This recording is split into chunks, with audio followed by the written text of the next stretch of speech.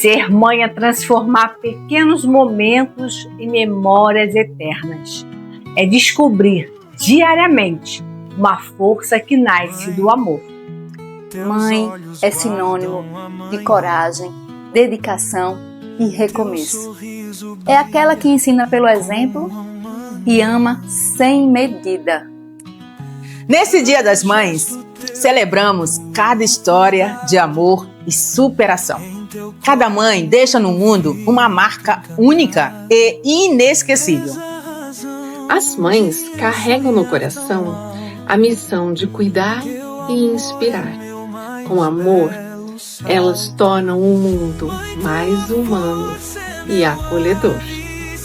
Mãe é abrigo, é conselho, é carinho, mesmo nos dias difíceis. De todas nós, do Elas em Ação, feliz Dia das Mães!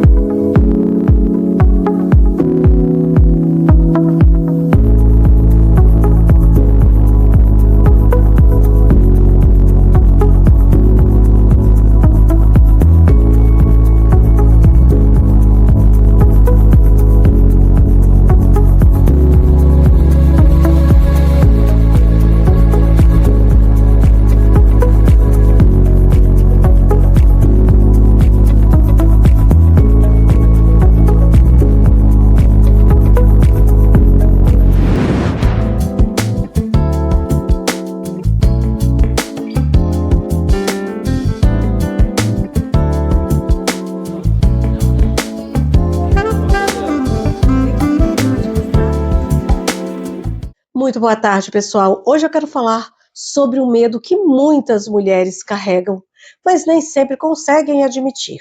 O medo de recomeçar na carreira, de voltar a trabalhar, porque muitas vezes não é falta de capacidade, é medo, é insegurança e autocobrança.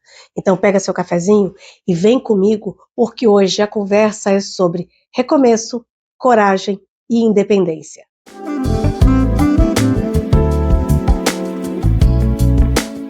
Muitas mulheres passaram anos cuidando de tudo e de todos, da casa, dos filhos, do relacionamento, da família, como eu já disse algumas vezes por aqui.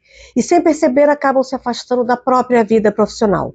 Algumas interrompem a carreira, outras deixam sonhos de lado, outras até trabalham, mas já não se reconhecem mais naquilo que fazem. E quando chega o momento de recomeçar, vem o medo. O medo de não conseguir, o medo de não estar no momento certo, de estar atrasada, o medo de não ser boa o suficiente. E eu acho importante ressaltar uma coisa: muitas mulheres não têm medo de trabalhar, elas têm medo é de recomeçar, porque recomeçar mexe com a autoestima, mexe com a identidade, mexe com a forma como aquela mulher se vê. E existe uma pressão muito grande em cima das mulheres quando elas precisam recomeçar. A sensação de que já deveriam estar mais à frente, de que perderam tempo, de que ficaram para trás, principalmente mulheres que passaram muitos anos dedicadas à maternidade, ao casamento ou à família. Muitas delas se olham e pensam: será que ainda tem tempo para mim? E eu acredito que uma das coisas mais cruéis que fazem com as mulheres é fazê-las acreditar de que elas perderam o próprio tempo. Mas maturidade não é atraso, experiência não é atraso, recomeçar depois dos 40, 50 não é fracasso, é coragem. Porque muitas vezes essa mulher está começando de novo enquanto ainda tenta reconstruir a própria autoestima, lidar com medos, inseguranças e até julgamentos. E ainda assim ela continua tentando. E isso já demonstra uma enorme força, porque recomeçar profissionalmente não é apenas aprender uma nova profissão ou abrir um negócio. Muitas vezes é reaprender a acreditar em si mesma, principalmente quando ela passou muitos anos ouvindo de que ela não seria capaz ou acreditando de que já era tarde demais. Mas não é. E talvez um dos maiores erros seja acreditar que recomeçar significa começar do zero. Toda experiência vivida constrói repertório, toda dor ensina alguma coisa, toda mulher carrega força, inteligência e história. O problema é que muitas vezes ela esquece disso. E aqui existe uma outra coisa muito importante para ressaltar. Independência financeira não é apenas dinheiro, é liberdade de escolha, é segurança, é autonomia, porque quando a mulher consegue se sustentar, ela também consegue decidir com mais clareza o que aceita e principalmente o que não aceita. E isso muda completamente a vida dessa mulher. Ela volta a ter autonomia, se sente mais dona de si, e eu vejo isso muito na prática no dia a dia. Muitas mulheres permanecem em relações infelizes, não por falta de coragem, mas por medo de não conseguirem se reconstruir profissionalmente. E é por isso que incentivar mulheres a retomarem a própria vida profissional é tão importante. Não importa se ela vai empreender, se ela vai voltar ao mercado de trabalho, começar algo novo, o mais importante é que ela entenda que existe vida, possibilidade e futuro depois de pausas. Porque recomeço profissional também é reencontro consigo mesma. E se você está vivendo um momento como esse, eu quero te deixar uma reflexão simples, mas importante. Talvez você não esteja atrasada, talvez esteja apenas recomeçando no seu próprio tempo. E isso também é coragem. Se esse tema fez sentido para você, compartilha com uma mulher que talvez esteja precisando ouvir isso hoje. E se você quiser ver mais assuntos como esses por aqui, me manda uma mensagem no Instagram que está aparecendo aqui na tela, que ele pode vir a ser o tema de um outro café. Eu te espero na próxima semana para mais um Café com Cláudia. Até lá!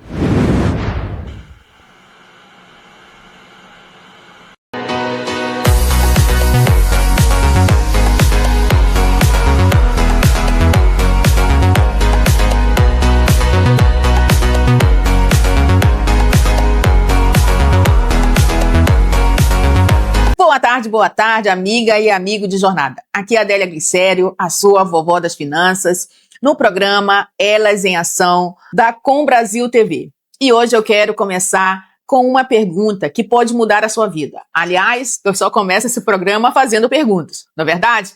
Se hoje a sua capacidade de fazer dinheiro dobrasse, a sua vida realmente mudaria? Ou depois de alguns meses você estaria no mesmo lugar, com mais contas, mais ansiedade e a mesma sensação de insegurança? Porque o problema, muitas vezes, não está apenas em fazer dinheiro, está no que você faz com aquilo que passa pelas suas mãos. Existe uma dor silenciosa que muita gente vive calada.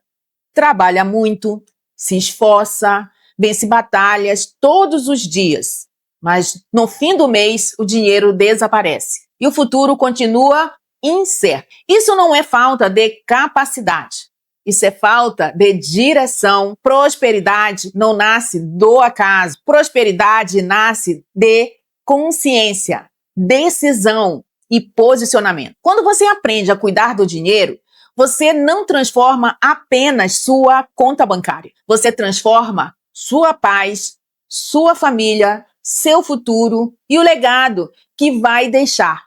E hoje eu vou te mostrar 3 pilares fundamentais para fazer o seu dinheiro multiplicar para você e para quem caminha ao seu lado. E agora vamos falar dos 3 pilares para fazer o dinheiro multiplicar para você e sua família. Pilar 1, mentalidade. Antes do dinheiro crescer na sua conta, ele precisa crescer na sua mente.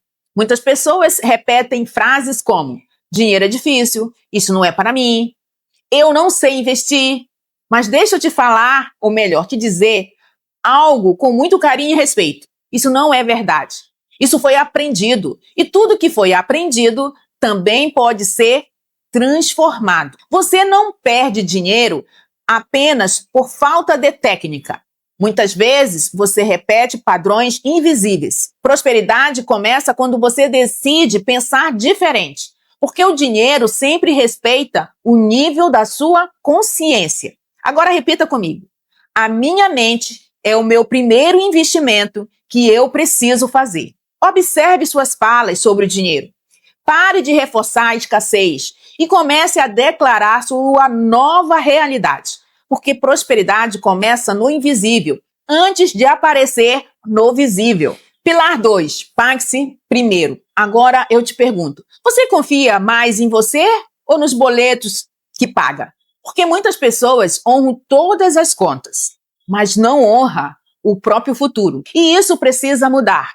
Quem prospera se paga primeiro. Quem apenas sobrevive se paga por último.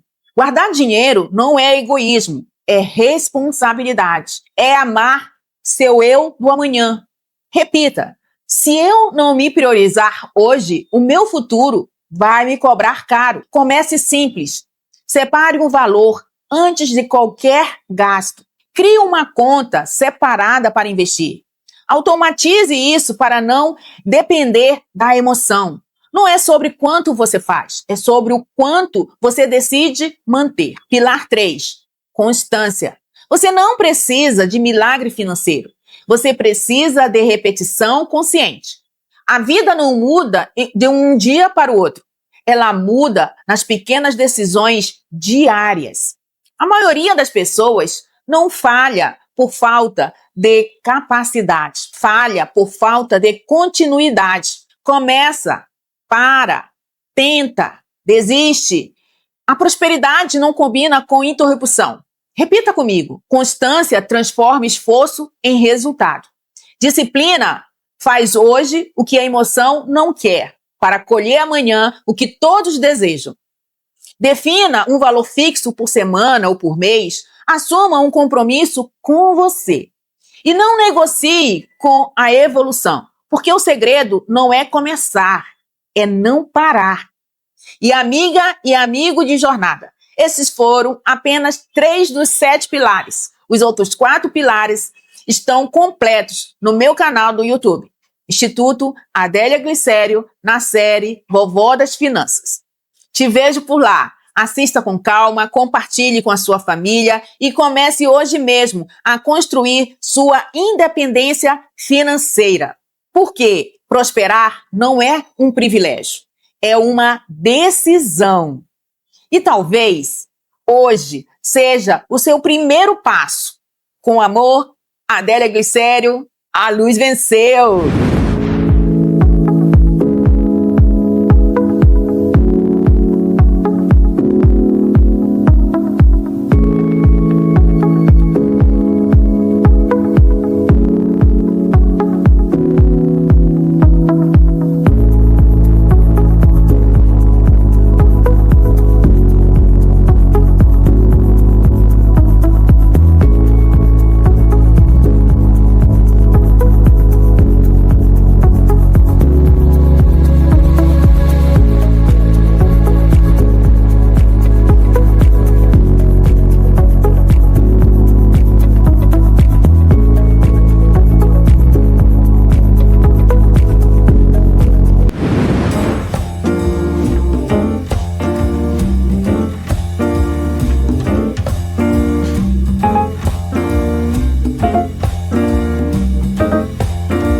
Boa tarde, pessoal. Me chamo Adriana Guedes, tenho 52 anos. Primeiramente, quero agradecer a Alice Loures, o programa Elas em Ação, que é um sucesso, e a TV Com Brasil, pela oportunidade de falar um pouquinho sobre o empreendedorismo na minha vida. O empreendedorismo na minha vida aconteceu numa fase bem ruim da minha vida, Eu trabalhei 12 anos num colégio, Peguei toda uma experiência, antes de entrar no empreendedorismo, é claro. Peguei toda uma experiência de trabalho de CLT dentro de um colégio, De um curso preparatório, com pessoas, vários tipos de pessoas. Eu tirei Xerox, eu trabalhei na cantina. Eu fui supervisora operacional, tomei conta de mais de 20 funcionários. Eu montei todos os almoxarifados das unidades do colégio, da escola, do curso. Peguei toda a experiência de gerente. Quando chegou na minha fase de ser a gerente, Eu tive a oportunidade, mas não pude concluir, porque eu não tinha um nível superior para gerência, mas eu entendia tudo que um gerente fazia. Então, me proporcionaram assim, você continua fazendo o que o gerente faz, mas quem vai gerenciar é outro. Entendeu? Então, o que aconteceria? Eu dava fama para outro e o outro fazia parte do meu trabalho. Não aceitei, não quis ficar, pedi para sair depois de 12 anos. Fiquei bem doente psicologicamente. Quase entrei numa depressão, só não entrei numa depressão porque minha filha deu a ideia de eu fazer um curso de gastronomia, né? Porque eu sempre gostei de cozinhar. Desde eu pequena, eu via meu pai cozinhando, né? Meu pai é uma das pessoas que já se foi, já está lá no céu, que faz parte desse meu dom, né? Via muito meu pai cozinhando de restaurante, né? Meu pai trabalhava com um grupo de espanhol na praia de Botafogo, então sempre eu pequena via, né? Meu pai trabalhando como cozinheiro. Então, fiquei com meu pai muitos anos, né? Perdi meu pai cuidando dele, ficou doente. Então era eu que cozinhava, eu que fazia tudo. Aí minha filha pegou, me viu naquela fase bem triste, falou: mãe, vamos fazer um curso de gastronomia. A senhora tem tudo para realizar o teu sonho, de montar o seu negócio. Fui lá, fiz 3 anos de Senac. Entrei no Senac, fiz os 3 anos certinho. Sou formada desde 2018. Nisso, tive oportunidade em restaurante italiano, fiz estágio, trabalhei no Rio Gastronomia, conheci chefes maravilhosos, aprendi muita coisa. Só que eu quis me especializar em alguma coisa. E me especializei em comida fit. Fiz um curso separadamente só para isso, só para comidas saudáveis, né? E fui fazendo marmitas, fui trabalhando, fazendo marmitas aqui, marmitas ali, trabalhei com comida caseira. E um belo dia, né, uma pessoa da minha família teve a ideia de comprar um trailer para empreender, ele empreender, e me colocou no trailer para tomar conta, né, que era de donuts, né, que era aquela febre daquele donuts. Eu entrei, esse trailer ficou numa praça perto onde eu morava, em Caxias, na Praça da Apoteose, e comecei a trabalhar para ele. Um belo dia, meu trailer pegou fogo, perdemos tudo. Aí eu falei assim, e agora? O que nós vamos fazer? Ele pegou e falou para mim, é lixo, eu não quero mais. Eu peguei o trailer, reformei todo o trailer de novo. Como o trailer era de uma franquia, não conseguimos ficar muito tempo com essa franquia, né? A franquia deu problema, né? Mas eu voltei com o trailer, né? Foi um sucesso. Tive ajuda de pessoas, fizeram vaquinhas. Eu consegui voltar com o trailer de novo. O trailer foi um sucesso novamente. Tive ajuda de pessoas muito especiais, né? Eu faço parte de um fã-clube, né? Do Dennis DJ. As meninas levantaram uma bandeira, me ajudaram, até que ele me ajudou com uma quantia muito boa, que foi muito especial. Sou muito grata a esse rapaz até hoje. Voltando. Belo dia, a franquia deu problema e tive que devolver o trailer, né? E perdi dinheiro de novo, né? Vamos lá, perdemos, aí comecei do zero tudo de novo. O que a gente fizemos? Como meu marido é mecânico de moto, né? Tive que dar a oportunidade do sonho dele. Qual era o sonho dele? Empreender em peças de moto ao lado da oficina de moto. E estou empreendendo, fazendo o trabalho de peças de moto, ajudando ele, e desistir jamais. Estou aí na luta, continuo empreendendo. E falo uma coisa para vocês, não desista do seu sonho ou do sonho de alguém. Então o meu sonho tá para vir. Estou na fisioterapia, continuo fazendo, ajudando ele e continuamos empreendendo. Já estamos no mercado há 30 anos. Na loja de peças eu estou há 2 anos. Mas continuo empreendendo. Falo para vocês, continuem, fazem o possível, desistir jamais, levanta, cai, levanta, faz o que vocês acharem melhor. Mas não desistam de empreender. Empreender, você aprende muito. E é assim, e leva uma vida bem bacana, empreendendo junto com ele, mas o meu sonho ainda continua. O meu sonho ainda está aqui. E um dia eu vou estar aqui contando para vocês esse sonho, mas eu vou continuar empreendendo.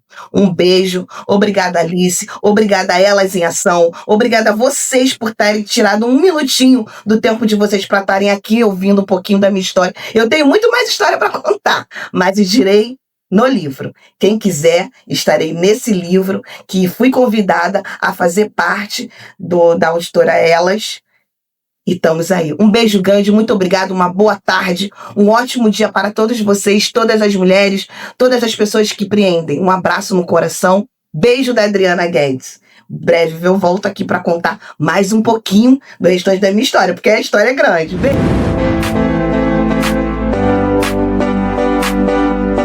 Olá, boa tarde. Estamos iniciando mais uma Acessibilidade em Foco aqui no Elas em Ação. Hoje vamos dar continuidade ao nosso bate-papo sobre o Maio Laranja, um mês aí de combate e prevenção ao abuso e exploração infantil. Eu já falei com vocês aqui semana passada sobre os tipos de violência que a Lei 13.413 de 2017 nos traz. E um dos tipos de violência é a violência institucional. Segundo esta lei, no seu inciso 4º, assim dispõe que violência institucional é entendida como a praticada por instituição pública ou conveniada, inclusive quando gerar revitimização. Então, as nossas instituições, elas também, às vezes, nos colocam em situações de violência institucional. Exemplo, você já pegou no caso de você ter que levar seu filho, sua filha ou algum parente que sofreu violência, abuso, para ser ouvido? Imagina aquela criança que já sofreu com isso, que já tem aquele trauma e precisa falar. Então ela tem que ir no conselho tutelar, ela tem que ir na delegacia, depois ela tem que estar na frente do juiz. Imagine quantas vezes essa criança fala e expõe sobre isso.